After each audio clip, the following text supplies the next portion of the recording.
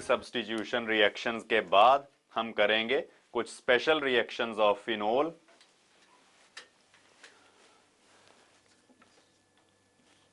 Next type की reactions हैं, मतलब तीसरी टाइप की रिएक्शंस होंगी ये।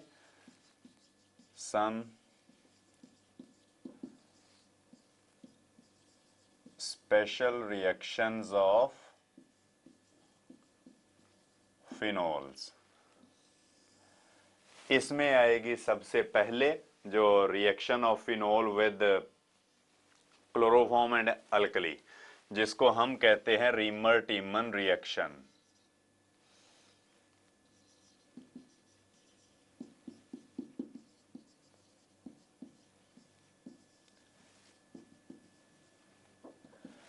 ये रिएक्शन आप लोगों ने क्लोरोफॉर्म की केमिकल प्रॉपर्टीज में भी की थी, तो वही रिएक्शन है, जस्ट उसकी रेपिटेशन है यहां पर।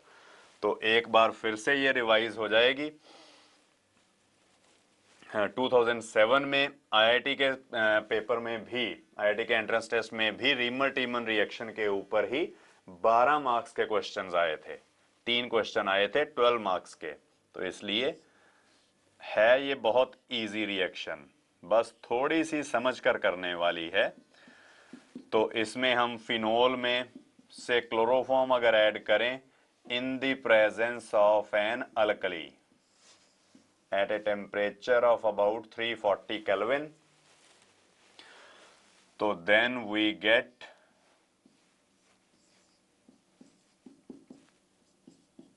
this compound plus 3 NaCl plus 2 water। ये रिएक्शन, तो जो प्रोडक्ट बना है अभी हमारे पास, इसको कॉमनली कहा जाता है सैलिसिलएल्डिहाइड।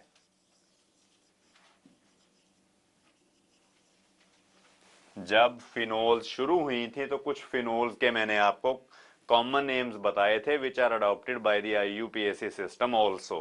तो ये भी उन्हीं में से एक है। इसका सैलिसिलएल्डिहाइड जो कॉमन नेम है वही ज्यादा चलता है, वही ज्यादा पूछा जाता है। तो अब ये रिएक्शन प्रोसीड कैसे की है, इसके स्टेप बाय स्टेप डिस्क्रिप्शन यानी कि मैकेनिज्म ऑफ द रिएक्शन जो है वो आपके लिए ज्यादा इंपॉर्टेंट है, क्योंकि अगर मैकेनिज्म समझकर हम करें रिएक्शन को तो फिर बड़ी इजीली वो पूरी हमें क्लियर हो जाती है, याद भी रह जाएगी।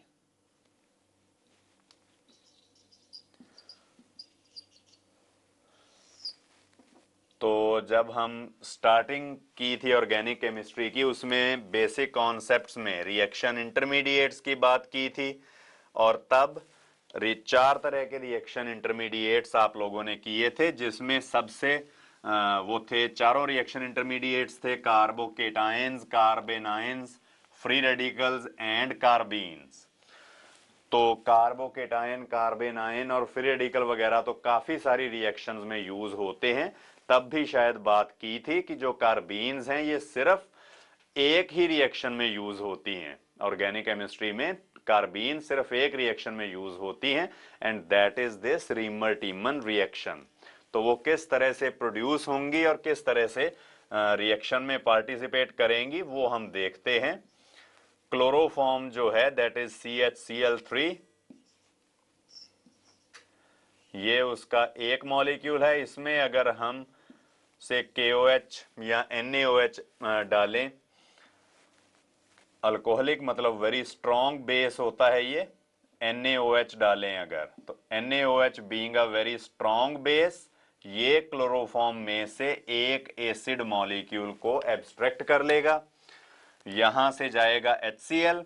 अब क्लोरीन कार्बन से क्योंकि ज्यादा इलेक्ट्रोनेगेटिव है, तो इसलिए ये कार्बन से शेयर्ड इलेक्ट्रॉन पेयर को अपने साथ ही लेकर जाएगी, यानी कि क्लोरीन यहां से कार्बन का भी एक इलेक्ट्रॉन ले गई तो Cl नेगेटिव की फॉर्म में निकली। अगर यहां से Cl नेगेटिव गया तो फिर इधर से H पॉजिटिव निकलेगा, तभी Cl नेगेटिव और H पॉजिटिव मिलकर HCl बनाएंगे। तो इस तरीके से कार्बन ने एक तरफ इलेक्ट्रॉन लूज किया और दूसरी तरफ हाइड्रोजन से इलेक्ट्रॉन गेन कर लिया। तो कार्बन का तो नो नेट लॉस और गेन ऑफ इलेक्ट्रॉन्स हुआ, तो इस कारण कार्बन रह जाएगी न्यूट्रल, कार्बन के ऊपर कोई चार्ज नहीं आएगा, प्लस एक अनशेयर्ड इलेक्ट्रॉन पेयर होगा, एक इलेक्ट्रॉन पेयर ऐसा जो इस कार्बन ने किसी और एलिमेंट के साथ शेयर नहीं किया है। HCl और NaOH आपस में रिएक्शन करके NaCl और वाटर तो इमीडिएटली बनाएंगे ही बनाएंगे। तो ये जो प्रोडक्ट बना है डाइक्लोरोकार्बीन, यही रिएक्शन इंटरमीडिएट का काम करेगा, डाइक्लोरोकार्बीन, जो रिएक्शन को आगे चलाएगा। तो किस तरह से आगे रिएक्शन प्रोसीड करेगी वो हम देखते हैं। डाइक्लोरोकार्बीन में जो कार्बन एटम है उसके वैलेंस शेल में बनते हैं सिर्फ 6 इलेक्ट्रॉन्स, और अगर 6 इलेक्ट्रॉन्स हैं तो नो डाउट ये जो कार्बन है ये इलेक्ट्रॉन डेफिशिएंट है, इसकी टेंडेंसी हमेशा होगी इलेक्ट्रॉन्स गेन करने की। तो ये कहां पे जाएगा, किस एटम के ऊपर अटैक करेगा, जो इलेक्ट्रॉन रिच हो, जिससे इसको इलेक्ट्रॉन्स मिलने के चांसेस हों। और आपको ये भी पता है फिनोल की रेजोनेटिंग स्ट्रक्चर्स आपने की हुई हैं स्टडी, उसमें हम देखते थे कि ऑर्थो और पैरा पोजीशंस पर पार्शियल नेगेटिव चार्ज होता है, ये काफी ज्यादा इलेक्ट्रॉन रिच साइट्स हैं। तो इसलिए जो डाइक्लोरोकार्बीन है ये अटैक करेगी over the ortho position preferably. तो ऑर्थो पोजीशन पर एक कार्बन हाइड्रोजन बॉन्ड भी है, सभी जगह पे है, बाकी जगह पे मैंने शो नहीं किया, यहां पर सिर्फ शो कर रहा हूं क्योंकि ये रिएक्शन में पार्टिसिपेट करेगा।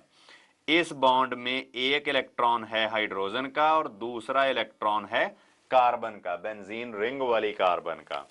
तो ये बॉन्ड अब कैसे ब्रेक होगा, जब डाइक्लोरोकार्बीन इसके पास पहुंचेगी तो कार्बन का जो इलेक्ट्रॉन था वो बॉन्ड बना लेगा विद दिस कार्बन, CCl2 वाली कार्बन के साथ, और जो हाइड्रोजन है वो भी अपने इलेक्ट्रॉन के साथ इसी CCl2 वाली कार्बन के साथ ही बॉन्ड बना लेगी। तो जो हमें प्रोडक्ट मिलेगा वो क्या होगा,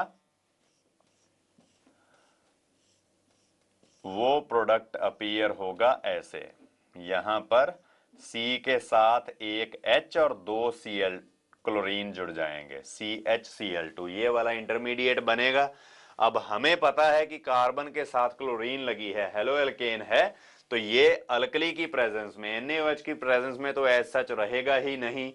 तो यहां पर फिर 2 NaOH आएंगे फर्दर, 2 मोल्स ऑफ NaOH, तो 2 NaCl निकल जाएंगे एंड वी विल गेट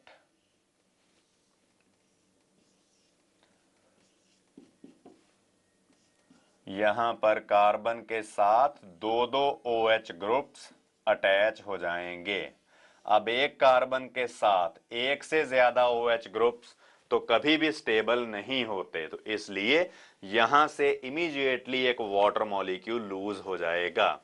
और मोरोवर यहां पर यह भी बात ध्यान में रखने वाली है कि फिनोल में हम ऐड कर रहे हैं अल्कली मीडियम, NaOH की प्रेजेंस में ये रिएक्शन हो रही है, तो फिनोल का जो OH ग्रुप है उसके साथ भी NaOH रिएक्शन करके यहां पर एक्चुअल में ONA होगा। पर चलो हम थोड़ी सी यहां पर जो ऑर्थो पोजीशन पर ग्रुप अटैच हो रहा है उसकी बात कर रहे हैं, तो हम OH ग्रुप को ऐसे ही लिखा है यहां पर। तो यहां से एक वाटर मॉलिक्यूल जो है वो लूज होगा, तो उसके बाद क्या सिचुएशन बनेगी ये मैं ऊपर लिखकर दिखाता हूं।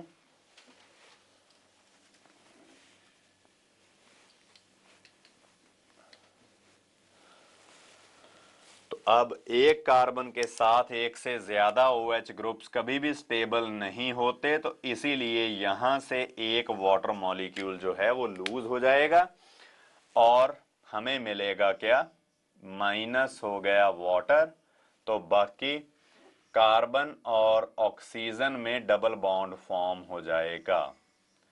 बेंजीन के ऊपर ये वाला OH ग्रुप तो वैसे ही लगा है, इधर इस कार्बन का इस ऑक्सीजन के साथ हो जाएगा डबल बॉन्ड, यानी कि ये वाला कंपाउंड हमारे पास एंड प्रोडक्ट के तौर पे फॉर्म होगा। नो डाउट एक्चुअल में तो ONA होता है यहां पर, अगर NaOH यूज करें तो ONA, अगर KOH हम यूज करें तब OK। जो सोडियम या पोटेशियम सॉल्ट बनेगा फिनोल का, जिससे हम फिनोल को रीजनरेट कर सकते हैं by adding dilute HCl into it.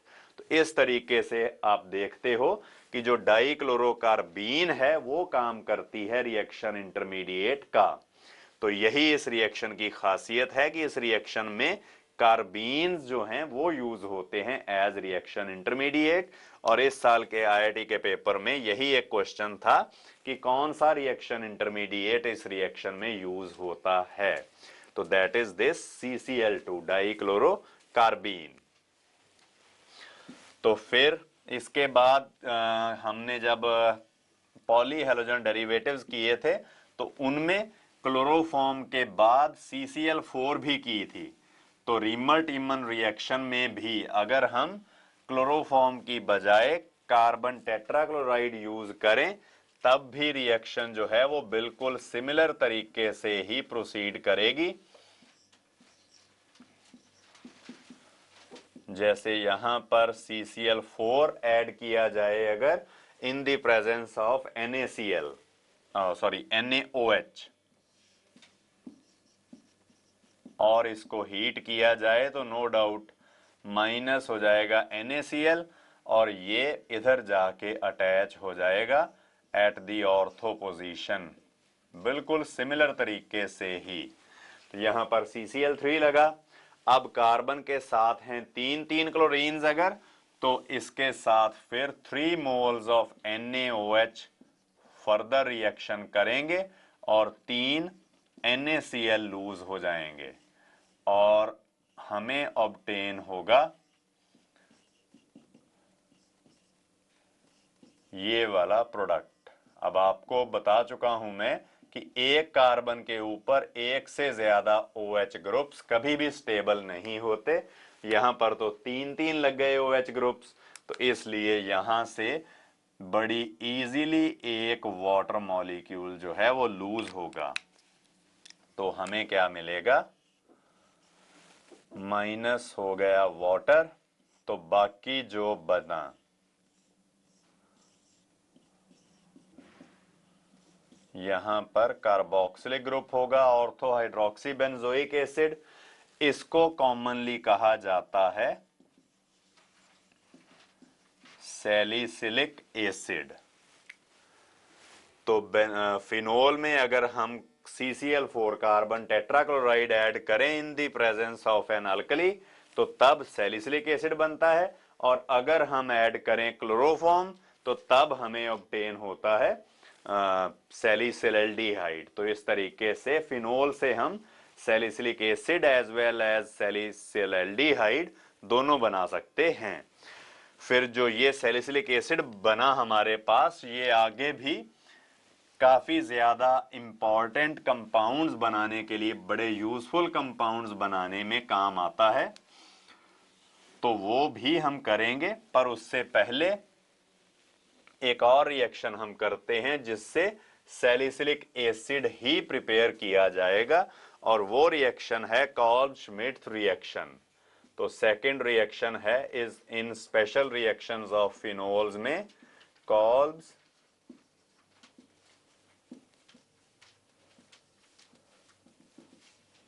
Schmidt reaction.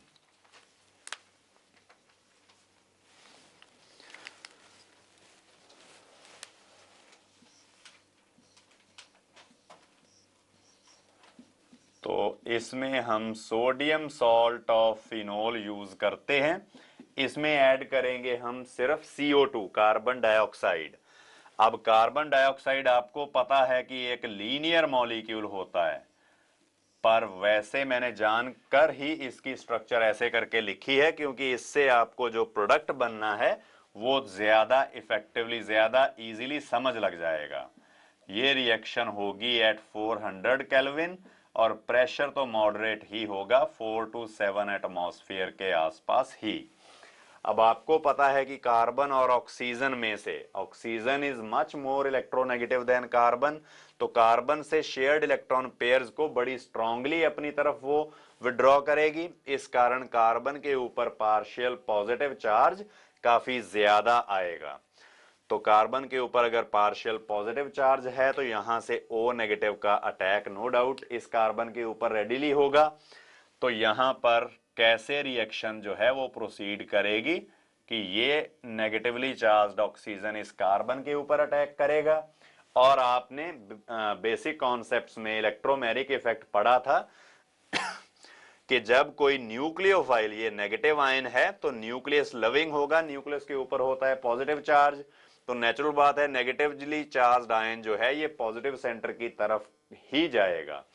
इसलिए ये नेगेटिवली चार्ज्ड ऑक्सीजन इस कार्बन के ऊपर रेडिली अटैक करेगी। जब कोई न्यूक्लियोफाइल किसी पाई बॉन्डेड कार्बन पे अटैक करे तो आपने पढ़ा था -E इफेक्ट होता है, यानी कि pi electrons are transferred away from the carbon to which the attacking reagent gets finally attached. तो इस तरीके से यहां पर हमें मिलेगा जो O नेगेटिव है ये जाके इस कार्बन के साथ अटैच होगा और इसका जो आगे डबल बॉन्ड था विद ऑक्सीजन वो सिंगल बॉन्ड में कन्वर्ट हो जाएगा। ऑक्सीजन ने एक इलेक्ट्रॉन कार्बन का गेन किया तो इसके ऊपर आएगा नेगेटिव चार्ज, इस नेगेटिवली चार्ज्ड ऑक्सीजन के साथ ये Na पॉजिटिव जाके अटैच हो जाएगा। इस तरीके से जो हमारे पास ये चीज बनी, फिर इसमें होगी rearrangement.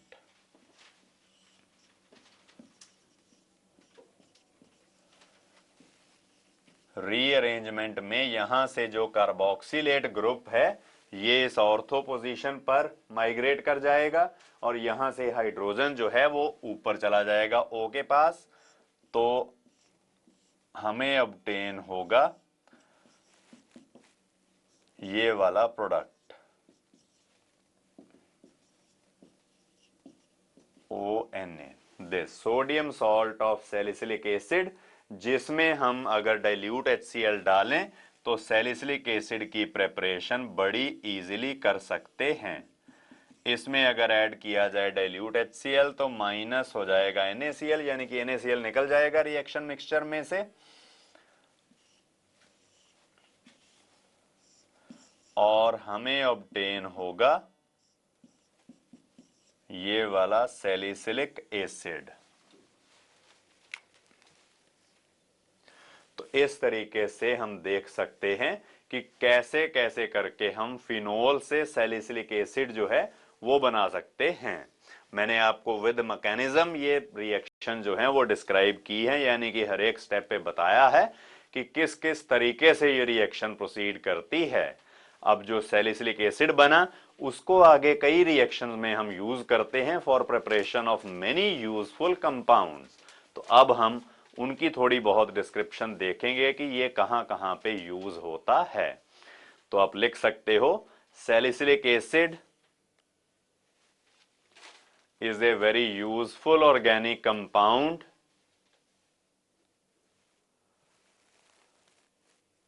which is used in the synthesis of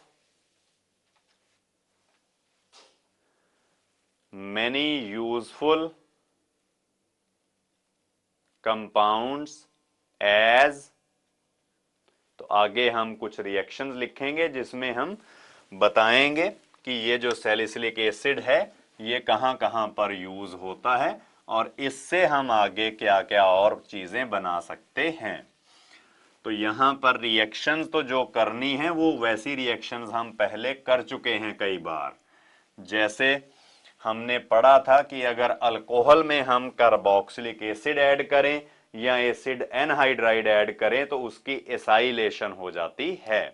तो बिल्कुल वैसे ही हम अभी सबसे पहला आप प्रोडक्ट लिख सकते हो एस्प्रिन। ये कैसे बनेगी?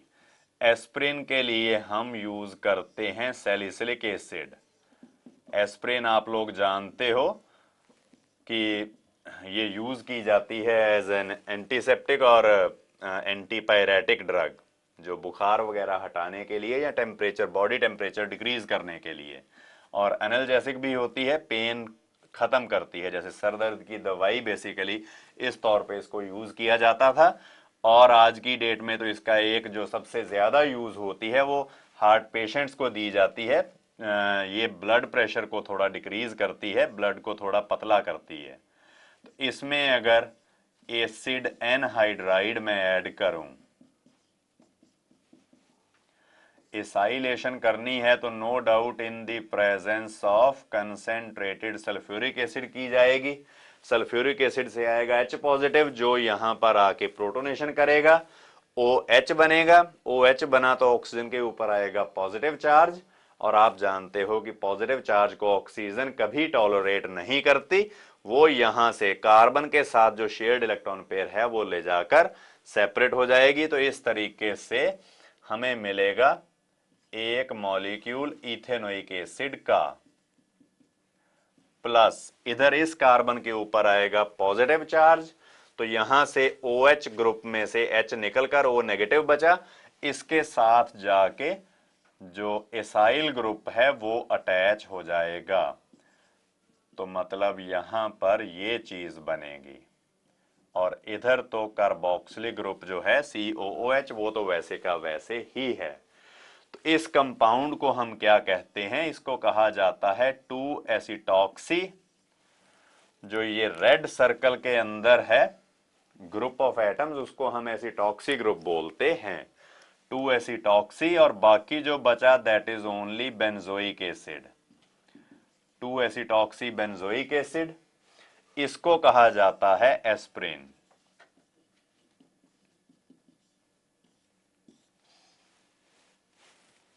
तो ये हमारे लिए काफी यूजफुल मेडिसिन है। एस्प्रिन किस लिए यूज होती है? It is used as an analgesic,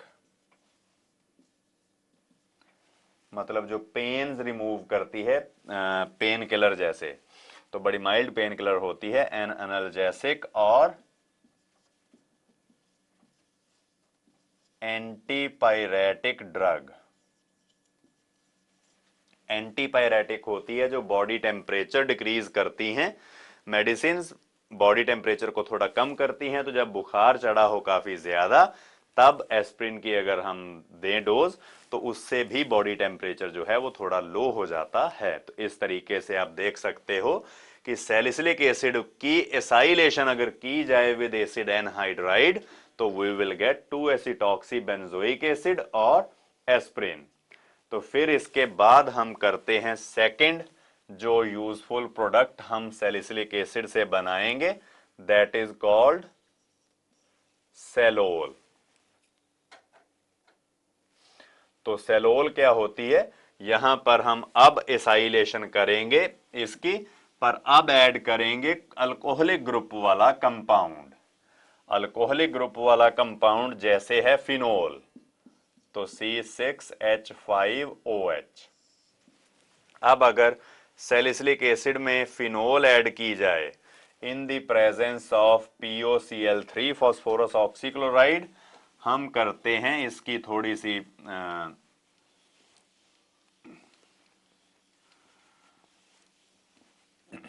vapour phase में ज्यादा रिएक्शन की जाती है, इसकी रिफ्लक्सिंग करते हैं थोड़ी सी। तो अब कार्बोक्सिलिक एसिड और अल्कोहल या फिनोल, इन दोनों की रिएक्शन होकर एसाइलेशन होगी, यहां पर एस्टर बनेगा कार्बोक्सिलिक एसिड वाले पार्ट में। तो यहां पर हमें मिलती है ये दिस प्लस वाटर, तो बनेगा ही बनेगा। ये कंपाउंड है फिनाइल, फिनाइल एस्टर है ये। C6H5 जो बेंजीन रिंग है, इसके लिए यूज किया मैंने वर्ड फिनाइल। और सैलिसिलिक एसिड का है एस्टर, तो फिनाइल सैलिसिलेट, और इसको कह दिया जाता है सेलोल। तो ये सेलोल भी बड़ा एक यूजफुल कंपाउंड है। तो आप लिख सकते हो it is used as a intestinal antiseptic होता है।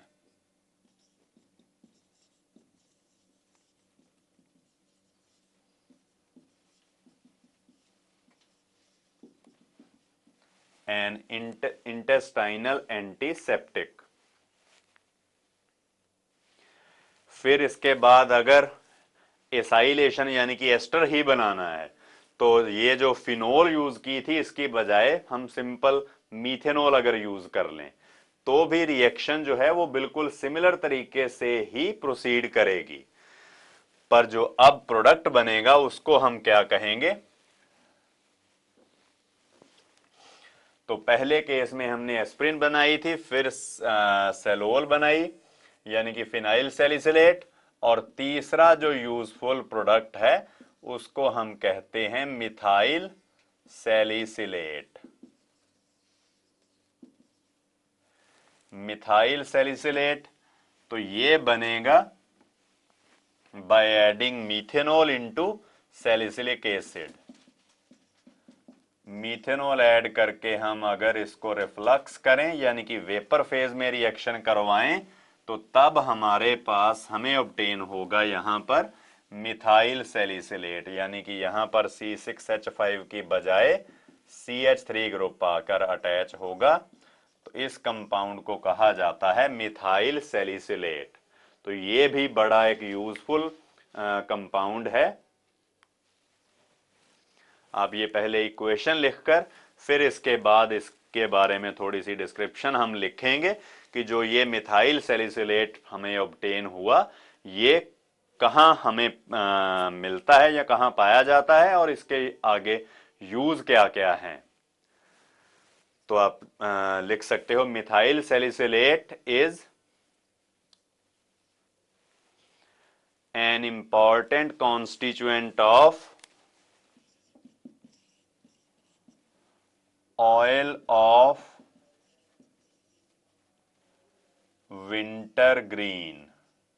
विंटर ग्रीन नाम की एक हर्ब होती है, जड़ी बूटी होती है, उसके ऑयल का एक इंपॉर्टेंट कॉन्स्टिट्यूएंट होता है methyl salicylate.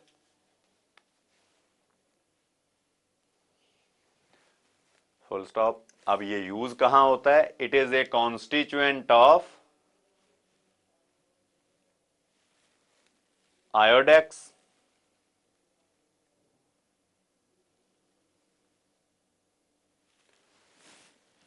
it is a constituent of iodex and is also used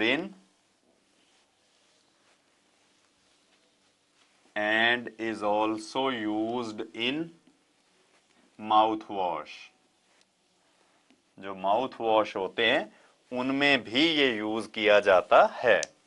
तो इस तरीके से हमने स्पेशल रिएक्शंस ऑफ फिनोल में दो रिएक्शंस की, रिमर-टिमन रिएक्शन और कॉल-श्मिट रिएक्शन। दोनों में से हमने बनाकर देखा सैलिसिलिक एसिड, और जो सैलिसिलिक एसिड है उसका हमारे लिए क्या यूज है, उससे हम जो स्पेशल प्रोडक्ट्स बना सकते हैं उनको बनाने के तरीके भी स्टडी किए। फिर इसके बाद जो नेक्स्ट रिएक्शन है थर्ड, वो हम करेंगे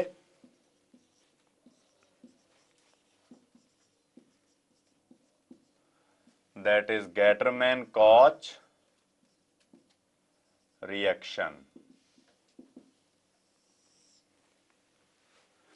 तो ये रिएक्शन कैसे की जाएगी? इसमें हम फॉर्माइलेशन करते हैं, यानी कि जो फिनोल है हमारे पास उसमें हम फॉर्माइल ग्रुप लगाएंगे, एल्डिहाइड ग्रुप लगाएंगे। तो ये कैसे लगाया जाएगा? इसमें हम पहले स्टेप पे यूज करते हैं हाइड्रोसियानिक एसिड, HCN।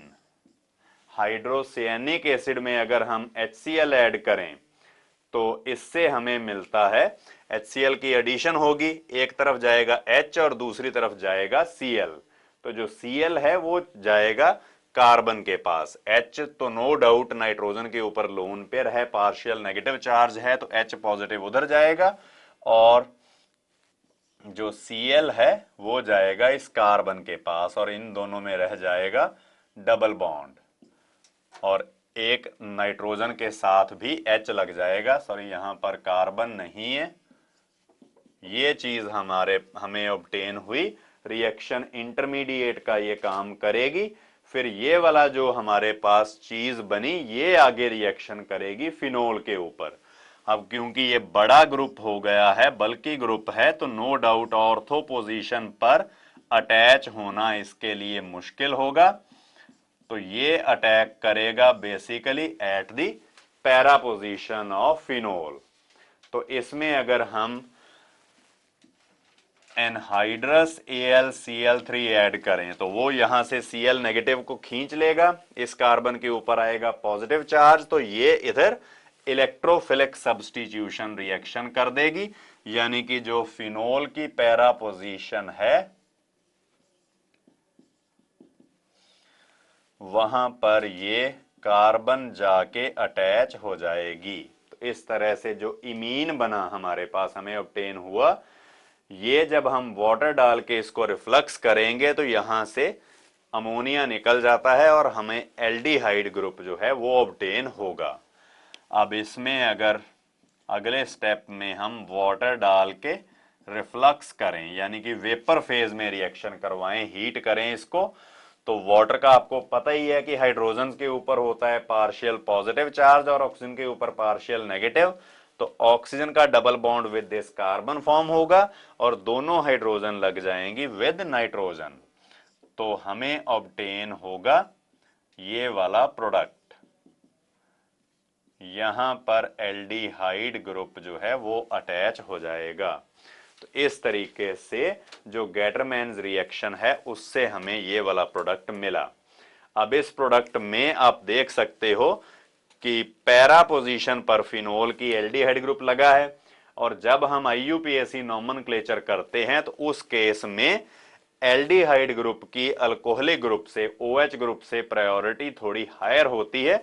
इसलिए जब हम इसका IUPAC नेम देखें तब हम इसको बेंजेल्डिहाइड का डेरिवेटिव कहेंगे, ना कि फिनोल का। तो उसके मुताबिक जिस कार्बन के साथ एल्डिहाइड ग्रुप है उसको नंबर 1 दिया जाएगा, तो OH ग्रुप वाले कार्बन को नंबर 4 मिलेगा। OH ग्रुप के लिए हम प्रीफिक्स यूज करेंगे, तो दैट इज हाइड्रोक्सी, 4 हाइड्रोक्सी, और बाकी जो है that is benzaldehyde, 4 hydroxy benzaldehyde. तो इस तरीके से गेटरमैन कॉच रिएक्शन से हम ये ऑब्टेन कर लेते हैं। फिर इसके बाद भी एक बड़ी यूजफुल रिएक्शन है, जो फोर्थ रिएक्शन है, उसको हम कहते हैं कपलिंग रिएक्शन।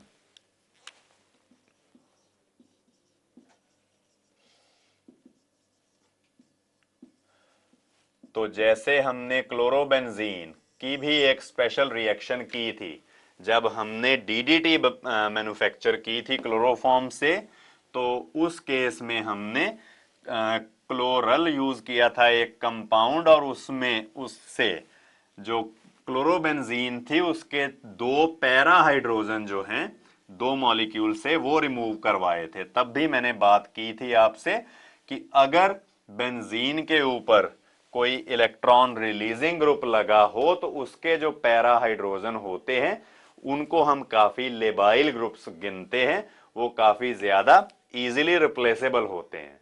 तो बिल्कुल उसी तरीके से ही हम अब रिएक्शन करेंगे कि जैसे ये हम यूज करें benzene diazonium chloride, diazonium salt, इसमें अगर हम फिनोल ऐड करें, तो ये बात मैं आपको बता चुका हूं कि बेंजीन रिंग के ऊपर अगर कोई इलेक्ट्रॉन रिलीजिंग ग्रुप लगा है, OH ग्रुप तो बड़ा स्ट्रांगली इलेक्ट्रॉन रिलीजिंग ग्रुप होता है, अगर कोई इलेक्ट्रॉन रिलीजिंग ग्रुप लगा हो तब जो फिनोल का पैरा हाइड्रोजन है, ये वाला जो मैंने अलग दिखाया है, ये काफी लेबाइल होता है, यानी कि बड़ी इजीली रिप्लेस हो जाता है, बड़ी इजीली यहां से रिमूव हो जाता है। तो इस तरीके से यहां से एक HCl जो है वो सेपरेट हो जाएगा, और जो दोनों बेंजीन रिंग्स हैं वो एक दूसरे के साथ कपल कर जाएंगी, यानी कि अटैच हो जाएंगी।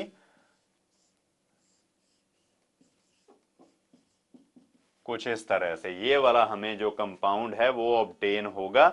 It is para hydroxy azobenzene. ये जो OH ग्रुप अगर ना हो तो इसको हम कहेंगे एजोबेंजीन। दो नाइट्रोजन हैं अटैच्ड इसमें, तो इसीलिए ही इसको कहा जाता है पैरा हाइड्रोक्सी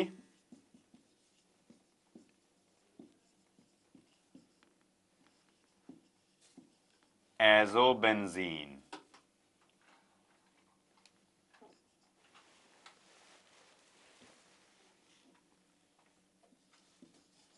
और जहां कहीं भी जो आप एक चैप्टर पढ़ोगे केमिस्ट्री में ही सिंथेटिक एंड नेचुरल डाइज, वहां पर आप सीखोगे कि कहीं भी डबल बॉन्ड हो तो वो वाला कंपाउंड जो है वो डाई के तौर पे यूज किया जाता है। तो इसको हम नाइट्रोजन वाली डाई यानी कि एजो डाई कहते हैं। तो कपलिंग रिएक्शन से जो हमें ऑब्टेन हुआ product that is used as a die.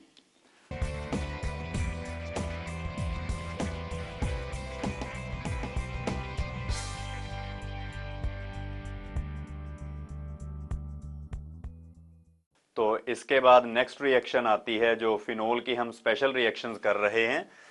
जो पांचवी रिएक्शन है that is condensation with phthalic anhydride. तो थैलिक एनहाइड्राइड के साथ हम इसकी रिएक्शन करवाएंगे।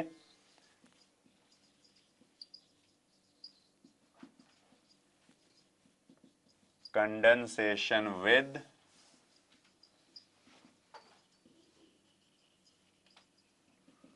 Phthalic anhydride.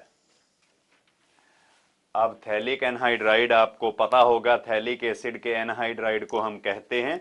उसके साथ फिनोल की कंडेंसेशन रिएक्शन करवानी है। तो किस तरह से चलेगी रिएक्शन? जो थैलिक एसिड होता है, थैलिक एसिड कौन से हम एसिड को बोलते हैं? थैलिक एसिड होता है जो ऑर्थो पोजीशन पर दो कार्बोक्सिलिक ग्रुप्स अगर हम लगा दें, जैसे एक कार्बोक्सिलिक ग्रुप हो ऊपर और एक कार्बोक्सिलिक ग्रुप हो नीचे, ये है थैलिक एसिड। यहां से एक वाटर अगर लूज हो जाए तो we will get phthalic anhydride. तो ये होगा कंपाउंड थैलिक एनहाइड्राइड। अब थैलिक एनहाइड्राइड में हम ऐड करेंगे फिनोल को और डिहाइड्रेशन करेंगे, यानी कि लॉस ऑफ वाटर होगा। तो एक फिनोल मॉलिक्यूल जो है वो मैंने ये लिखा इस तरह से, दूसरा फिनोल मॉलिक्यूल लिखा इस तरह से। ये अब यहां से एक वाटर मॉलिक्यूल जो है वो लूज होना है। तो वाटर मॉलिक्यूल को यहां से लूज करवाने के लिए एक डिहाइड्रेटिंग एजेंट यानी कि हम ऐड करेंगे कंसेंट्रेटेड H2SO4। ये आपको पता है एक बड़ा स्ट्रॉन्ग डिहाइड्रेटिंग एजेंट होता है। यहां से एक वाटर मॉलिक्यूल जो है वो लूज हो जाएगा और हमें ऑब्टेन होगा जो प्रोडक्ट वो अपीयर होगा कुछ इस तरह से। इस कार्बन के दोनों बेंजीन रिंग्स के साथ एक एक सिंगल बॉन्ड जो है वो बन जाएगा,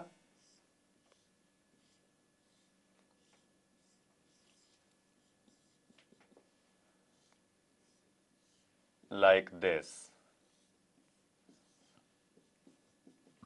और इस कंपाउंड को ही कहा जाता है फिनोल्थेलीन।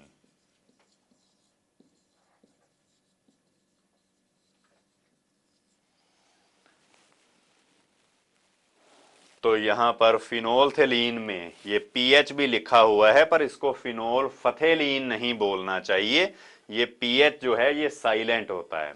वैसे ही बिल्कुल जैसे मैं यहां पर थैलिक एनहाइड्राइड बोल रहा था, इसको फथैलिक एनहाइड्राइड कभी नहीं कहते हम, क्योंकि पीएच इसमें भी साइलेंट होता है। तो इसको कहा जाएगा फिनोल्थेलीन। तो आप लिख सकते हो कि phenolphthalein is a very useful indicator.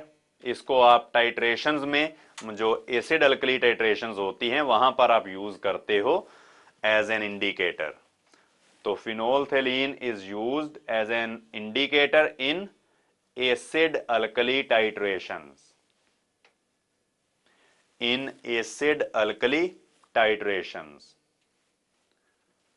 In acidic media, it is colorless, while it becomes pink in alkaline medium.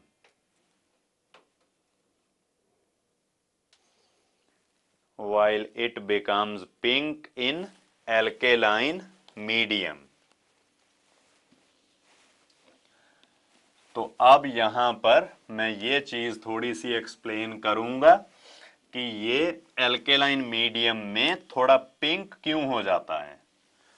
तो यही इंफॉर्मेशन जो है ये कंपटीशन पॉइंट ऑफ व्यू से थोड़ी इंपॉर्टेंट गिनी जाती है कि किस तरीके से ये एज इंडिकेटर काम करेगा। जो हमने अभी बनाई है फिनोल्थेलीन, तो वो उसकी स्ट्रक्चर कैसी है। इसमें अगर मैं सभी जो बेंजीन रिंग्स हैं उनको जो कैक्यूल स्ट्रक्चर्स उनकी ड्रॉ करूं अगर मैं बेंजीन की, तो कुछ इस तरह से ये वाली रिएक्शन जो प्रोडक्ट है वो होगा, अपीयर होगा।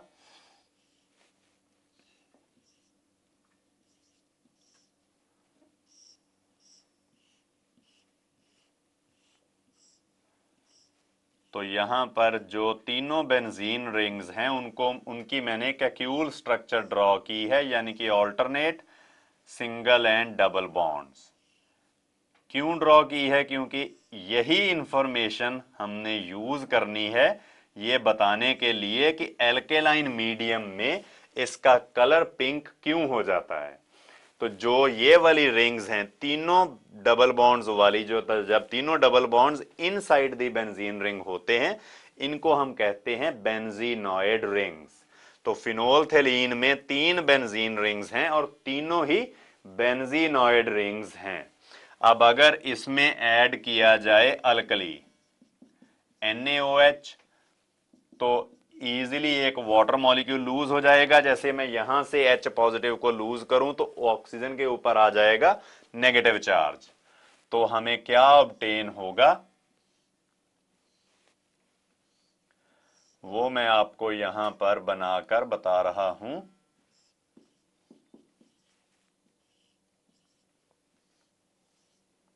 ये जो डिस्क्रिप्शन है ये पूरी समझने वाली है, बड़ी इजी है वैसे तो, पर इसमें जो सिंपल कॉन्सेप्ट्स यूज होने हैं कुछ, इसीलिए ही मैं आपको ये इसकी डिस्क्रिप्शन करवा रहा हूं ताकि आपको जो चीजें पढ़ चुके हो आप, थोड़ा टाइम हो गया है, एक बार फिर से थोड़ी रिवाइज हो जाएं। अब यहां पर O नेगेटिव और Na पॉजिटिव ये चीज बन जाएगी। और आपको पता है कि आयनिक बॉन्ड है बिटवीन ऑक्सीजन एंड सोडियम, तो यहां से जो सोडियम है Na पॉजिटिव है, इसको बड़ी इजीली हम लूज करवा सकते हैं। तो यहां से Na पॉजिटिव जो है ये बड़ी इजीली सेपरेट हो जाएगा। तो फिर कैसी सिचुएशन बनेगी इसके बाद। अब क्योंकि बोर्ड पे जगह थोड़ी कम है तो मैं ये पहला रिएक्टेंट जो है फिनोल्थेलीन ये मिटाने लगा हूं, तो आप थोड़ा फटाफट ये रिएक्शन कंप्लीट कर लो इतनी, ताकि अब इसके बाद मैं बैकवर्ड रिएक्शन चलाऊंगा। यहां पे ये ऐसे कर सकते हैं कि इसी को इसमें कन्वर्ट करके फिर अगला स्टेप बता देता हूं, क्योंकि ये रिएक्शन है थोड़ा रिएक्टेंट भी बड़ा है, तो इसलिए समझना है अगर इसको तो पूरी इसकी बड़ी पिक्चर बनाकर ही हम समझ सकते हैं। तो जो ये सोडियम सॉल्ट बना है फिनोल्थेलीन का वो था ये वाला O नेगेटिव Na पॉजिटिव, ये था। अब इसमें आप देख सकते हो N पाई कंजुगेशन है, यानी कि यहां पर होगी रेजोनेंस। लोन पेयर चेंज होगा into a bond pair and bond pair change हो जाएगा इनटू ए लोन पेयर।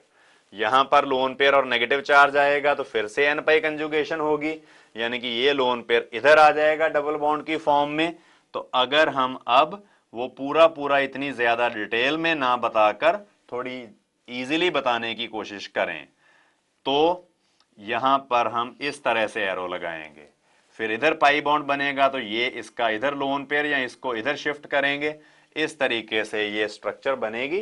पर चलो मैं आपको थोड़ी ज्यादा स्टेप बाय स्टेप ही इसको डिस्क्राइब कर देता हूं कि ये वाला पाई बॉन्ड इधर शिफ्ट हो जाएगा। जैसे मैंने आपको कंडीशंस फॉर रेजोनेंस में भी बताया है कि जहां कहीं भी एन पाई कंजुगेशन हो तो रेजोनेंस हो जाती है, और रेजोनेंस हो तो लोन पेयर जो है वो चेंज होता है इनटू ए बॉन्ड पेयर, और बॉन्ड पेयर जो है वो कन्वर्ट हो जाता है इनटू ए लोन पेयर। तो अब स्ट्रक्चर भी थोड़ी मैं छोटे साइज की बनाता हूं, ताकि क्योंकि अगली बार इससे ज्यादा आगे बड़ी एक और स्ट्रक्चर बनानी पड़ेगी।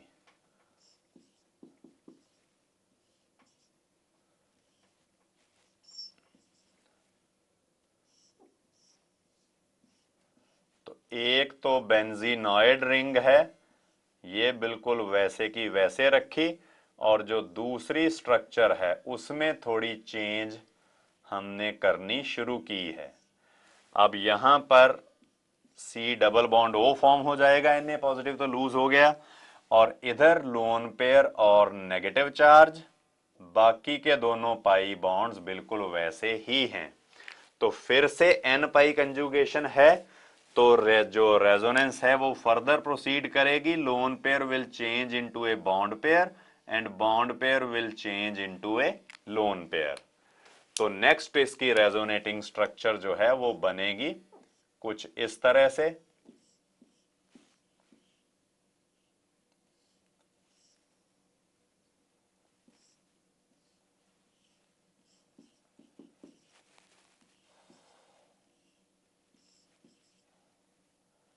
एक जो बेंजीन रिंग है वो तो बिल्कुल पुराने जैसे ही, यानी कि बेंजीनॉइड फॉर्म में ही रहेगी। दूसरी जो बेंजीन रिंग है उसकी मैं स्ट्रक्चर चेंज कर रहा हूं, उसको क्विनॉइड फॉर्म में लेकर आ रहा हूं।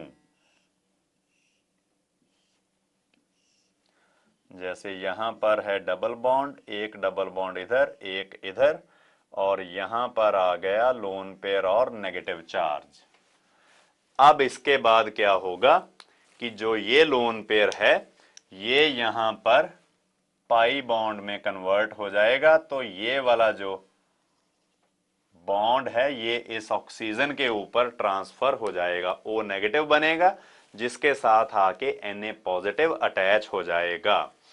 तो इसको अगर मैं नीचे यहां पर बनाकर देखूं तो ये स्ट्रक्चर बनेगी।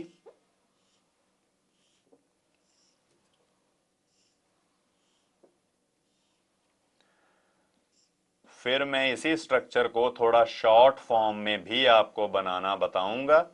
यहां पर ऑक्सीजन के ऊपर आ जाएगा O नेगेटिव नेगेटिव चार्ज, इस O नेगेटिव के साथ फिर Na पॉजिटिव जो है वो अटैच होगा जाके, और जो नीचे वाली कार्बन है इसके साथ एक बेंजीन रिंग तो वही बेंजीनॉइड फॉर्म में ही रहेगी,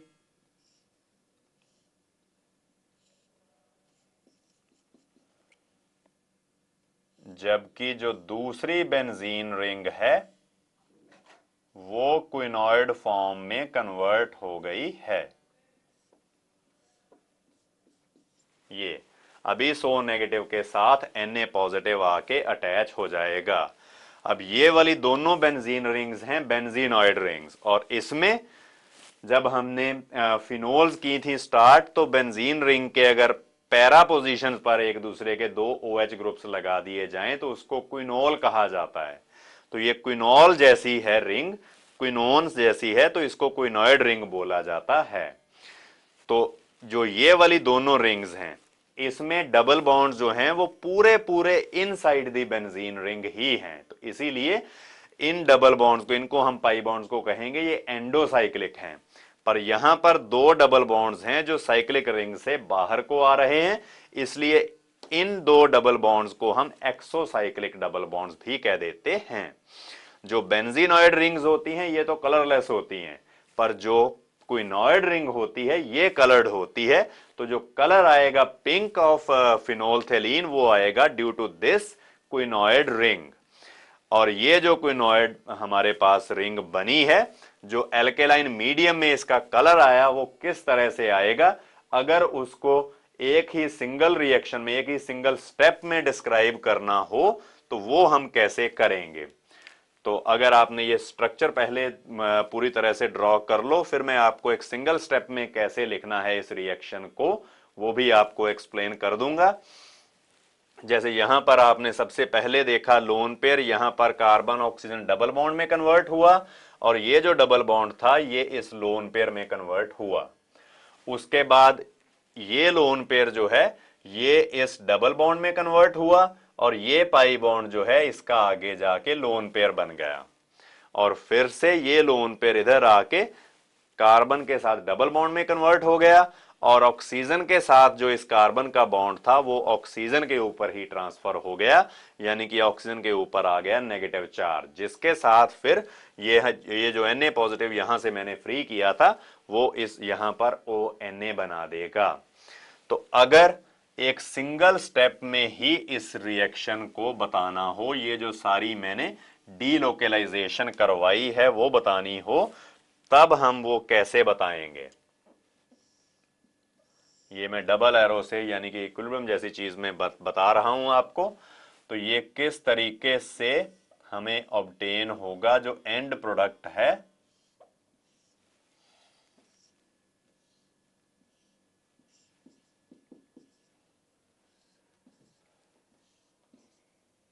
ये वाली बेंजीन रिंग तो वैसे ही क्विनॉइड रहती है और ये वाली बेंजीनॉइड रिंग की फॉर्म में ही रहती है, तो इधर वाली बेंजीन रिंग भी बेंजीनॉइड फॉर्म में ही रही है।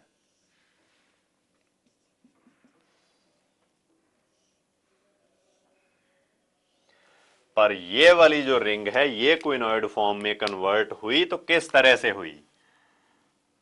लोन पेयर आपने देखा पाई बॉन्ड में कन्वर्ट हुआ, तो फिर ये पाई बॉन्ड जाएगा आगे, इस कारण ये वाला पाई बॉन्ड भी आगे जाएगा और यहां से बॉन्ड ऑक्सीजन के ऊपर ट्रांसफर होगा, तो हमें ऑब्टेन होगी ये वाली स्ट्रक्चर। तो ये स्ट्रक्चर कैसे है यहां पर मैं आपको बता रहा हूं कि ये वाला बॉन्ड इधर ऑक्सीजन के ऊपर आया, लोन पेयर और नेगेटिव चार्ज इसके साथ आके अटैच हो जाएगा Na पॉजिटिव और इधर जो क्विनॉइड रिंग है ये वाली ये अटैच हो जाएगी।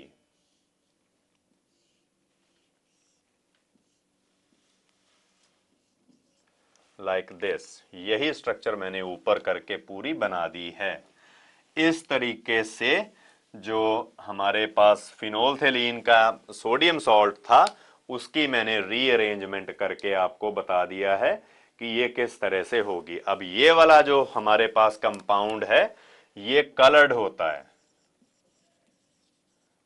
पिंक कलर्ड होता है वैसे, और इसका कलर कैसे आया, जब हमने अल्कली डाला फिनोल्थेलिन में तब इसमें जो हमारे पास कलर है वो आएगा।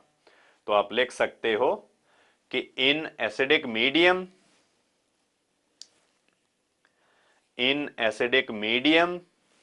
all the three benzene rings have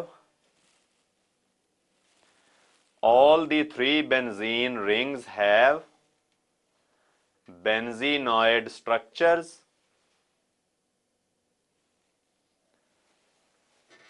and therefore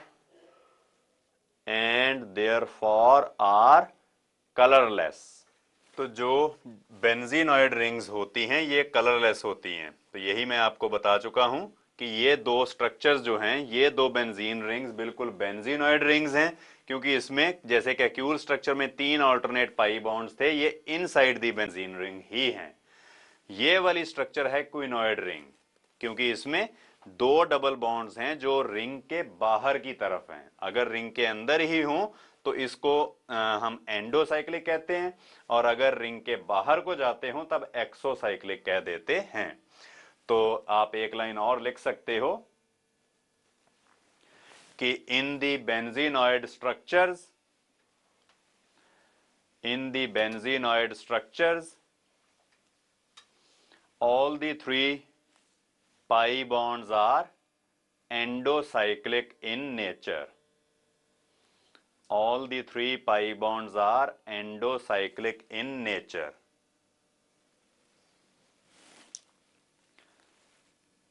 However, the third benzene ring, ये वाली, however, the third benzene ring, which has a quinoid structure,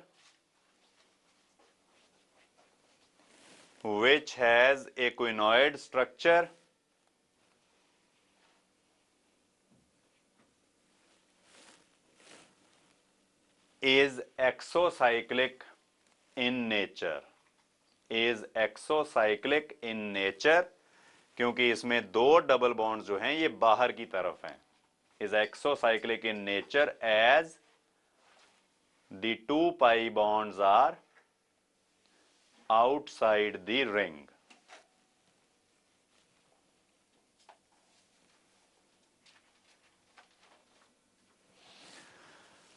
The benzenoid rings are colorless, while the quinoid ring is colored. तो जो colour आता है alkaline medium में phenolphthalein का, वो आता है सिर्फ इस क्विनोइड रिंग के कारण ही. क्विनोइड रिंग के कारण जो पिंक कलर आता है इस फिनोल्फथालीन में एल्केलाइन मीडियम में, वो होती है हमारे पास जो रीजन कि जिसके कारण बेसिक मीडियम में ये कलर्ड हो जाती है. फिर इसके बाद अगली रिएक्शन हम करेंगे,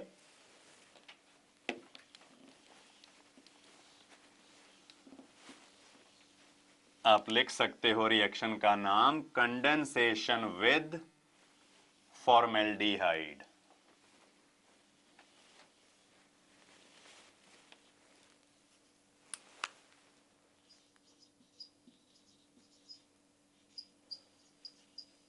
कंडेंसेशन रिएक्शन होती है जब दो रिएक्टेंट्स एक दूसरे के साथ कंबाइन होकर एक सिंपल मॉलिक्यूल लूज करें, जैसे वाटर मॉलिक्यूल या अमोनिया मॉलिक्यूल हो गया, वो लूज करें. कंडेंसेशन विद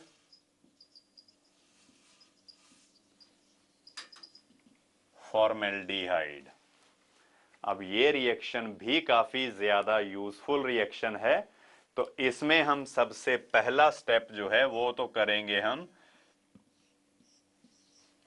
कि जब फिनोल में हम फॉर्मेल्डिहाइड की एडिशन करवाएंगे, HCHO रिएक्शन हो जाती है in acidic medium as well as in alkaline medium, जो मर्जी मीडियम हो.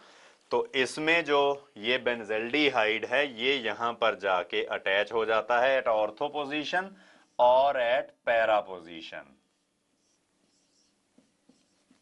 आपको पता है फॉर्मेल्डिहाइड की शेप होती है कुछ इस तरह से, और OH ग्रुप लगा है बेंजीन रिंग के ऊपर, तो ये एक इलेक्ट्रॉन रिलीजिंग ग्रुप है. इस कारण बेंजीन रिंग की ऑर्थो और पैरा पोजीशन पर होगा पार्शियल नेगेटिव चार्ज. तो ये नेगेटिवली चार्ज कार्बन इधर अटैक करेगी, तो ये वाला पाई बॉन्ड ऊपर शिफ्ट हो जाएगा O नेगेटिव. तो इसके साथ यहां से एक H पॉजिटिव भी अटैच हो जाएगा, यानी कि हमें मिलेगा एक मिक्सचर ऑर्थो और पैरा आइसोमर्स का. ये वाला जो कंपाउंड है इसको हम बोलते हैं ऑर्थो हाइड्रोक्सी बेंजाइल अल्कोहल, और जो ये वाला कंपाउंड है it is called para hydroxy benzyl alcohol. तो ऑर्थो हाइड्रोक्सी कॉमन नेम है ये बेंजाइल अल्कोहल, और दूसरा है पैरा हाइड्रोक्सी बेंजाइल अल्कोहल. तो ये तो पहला स्टेप था जो रिएक्शन की शुरुआत थी. इसके बाद आगे इनकी कंडेंसेशन रिएक्शन होगी. अभी कोई कंडेंसेशन नहीं हुई है, अभी तो एडिशन ही हुई है, जस्ट फॉर्मेल्डिहाइड हमने फिनोल में ऐड किया है. फिर इसके बाद जो कंडेंसेशन रिएक्शन करनी है वो हम लिखेंगे कुछ इस तरह से जो ऑर्थो हाइड्रोक्सी बेंजाइल अल्कोहल है, अगर यही कंडेंस हो with second ortho hydroxy benzyl alcohol ही, तो तब किस तरह से रिएक्शन जो है वो प्रोसीड करती है कि अगर हम n मॉलिक्यूल लें ऑर्थो हाइड्रोक्सी बेंजाइल अल्कोहल के n मॉलिक्यूल्स इसके लें, और आपको पता है कि बेंजीन रिंग के ऊपर अगर कोई इलेक्ट्रॉन रिलीजिंग ग्रुप लगा हो तो उसकी ऑर्थो या पैरा हाइड्रोजन जो होती हैं वो इजीली रिप्लेसेबल होती हैं। तो इस तरीके से यहां से जो ऑर्थो पोजीशन पर हाइड्रोजन है वो लूज हो जाएगा,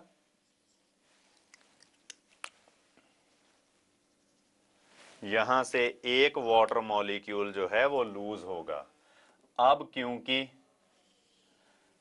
n मॉलिक्यूल्स हैं तो n वाटर मॉलिक्यूल लूज होंगे, तो हमें जो प्रोडक्ट मिलेगा वो होगा कुछ इस तरह से। एक पॉलीमर बन जाएगा, इस कार्बन का बॉन्ड बनेगा इस बेंजीन रिंग की कार्बन के साथ,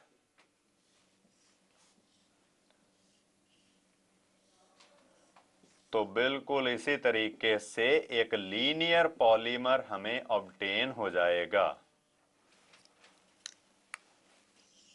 तो ऐसे करके n यूनिट्स एक दूसरे के साथ जो हैं वो अटैच रहेंगे, तो हमें ऑब्टेन होगा एक लीनियर पॉलीमर।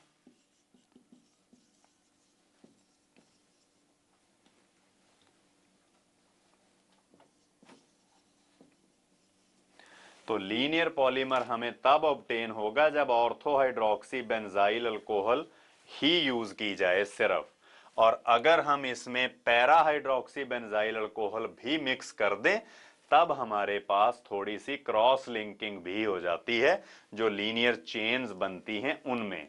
तो वो हम किस तरह से दिखाएंगे, तो उसकी डिस्क्रिप्शन मैं आपको दोबारा से ये जो रिएक्शन है ये लिखकर बताता हूं कि अगर ऑर्थो हाइड्रोक्सी बेंजाइल अल्कोहल के साथ साथ पैरा हाइड्रोक्सी बेंजाइल अल्कोहल भी यूज की जाए, तो ये आई ऑर्थो हाइड्रोक्सी बेंजाइल अल्कोहल, इसके साथ साथ n मॉलिक्यूल्स आगे पैरा हाइड्रोक्सी बेंजाइल अल्कोहल के, तो इनसे बड़ा यूजफुल कंपाउंड बनेगा, प्रोडक्ट बनेगा। वो किस तरीके से बनेगा तो वो मैं यहां पर डिस्क्राइब कर रहा हूं। ब्रदर अगर थोड़ा छोटा करके बेंजीन रिंग को बना दिया जाए तब बेटर रहेगी बात।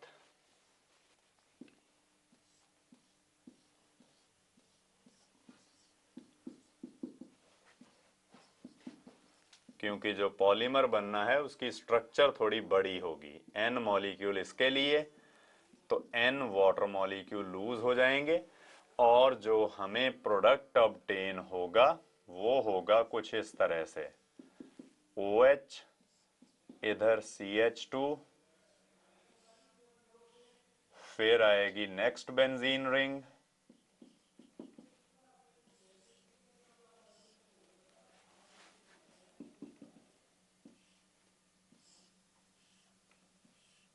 और फिर तीसरी बेंजीन रिंग ये।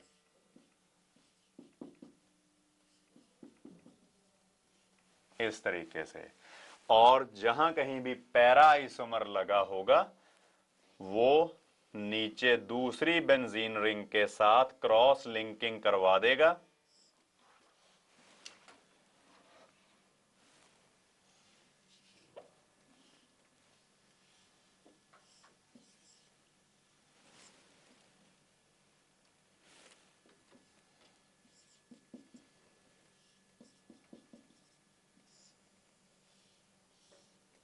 अब ये जो पॉलीमर बन रहा है इसमें कुछ ऑर्थो हैं कुछ पैरा हैं। जो तो पैरा वाले होंगे वो तो क्रॉस लिंकिंग करवा देंगे, पर जो ऑर्थो वाले हैं उन केसेस में क्रॉस लिंकिंग कोई भी नहीं होगी। तो इस तरीके से हम कह सकते हैं कि कहीं कहीं बीच में क्रॉस लिंक्स हैं और कहीं कहीं नहीं भी हैं। इस तरीके से ये हमारे पास एक पॉलीमर ऑब्टेन होगा। इसको कहा जाता है कॉमनली बेकेलाइट। ये एक बड़ा यूजफुल प्लास्टिक होता है, थर्मोसेटिंग प्लास्टिक होता है कि जिसको हम हीट करके रीमोल्ड नहीं कर सकते। अब ये बेकेलाइट यूज किया जाता था इलेक्ट्रिकल गुड्स बनाने के लिए। जैसे थोड़े पुराने टाइम में स्विचेस हुआ करते थे वो काले रंग के, तो जो काले रंग के जो स्विच होते हैं बड़े बड़े, तो वो चीज बने होते हैं इसी बेकेलाइट से। तो इस तरीके से हम देखते हैं कि ये जो बेकेलाइट है ये भी बड़ा यूजफुल हमारे पास प्रोडक्ट है। तो आप लिख सकते हो ये स्ट्रक्चर बनाने के बाद, bakelite is an extremely useful compound that is used in the manufacture of electric goods.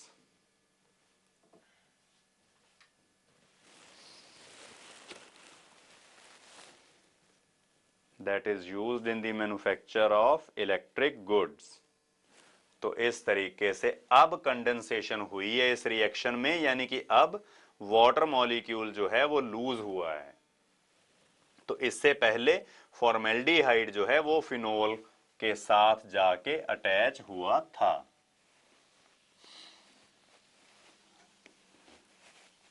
तो इस कंडेंसेशन रिएक्शन के बाद हम फिनोल की कुछ ऑक्सीडेशन रिएक्शन जो हैं वो स्टडी करते हैं, यानी कि नेक्स्ट रिएक्शंस होंगी ऑक्सीडेशन ऑफ फिनोल। अब फिनोल आपको पता है कलरलेस होती है, कलरलेस लिक्विड होता है बिल्कुल। तो आप लिख सकते हो pure phenol is a colorless compound but is easily oxidized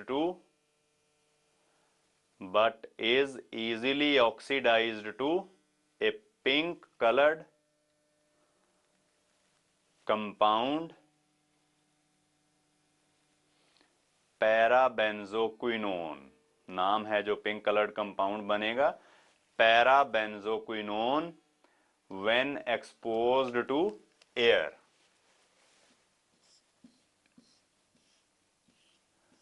कि अगर फिनोल का जो सॉल्यूशन है हमारे पास, जहां फिनोल है उसको वैसे ही एयर में हम ओपन रख दें तो एयर में से ऑक्सीजन लेकर ये ऑक्सीडाइज हो जाता है।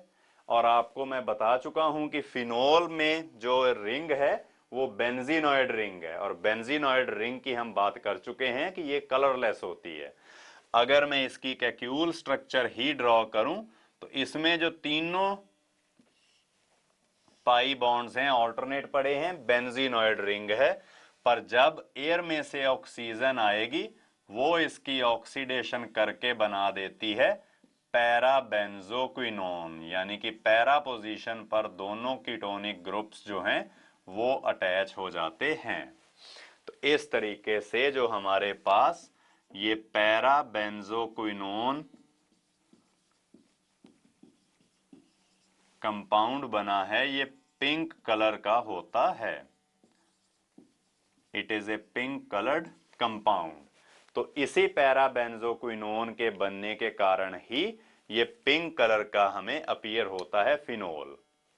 तो इसीलिए ही मैंने आपको एक लाइन लिखवाई थी कि pure phenol is a colourless compound but when exposed to air for some time it becomes coloured pink colored due to the formation of parabenzoquinone.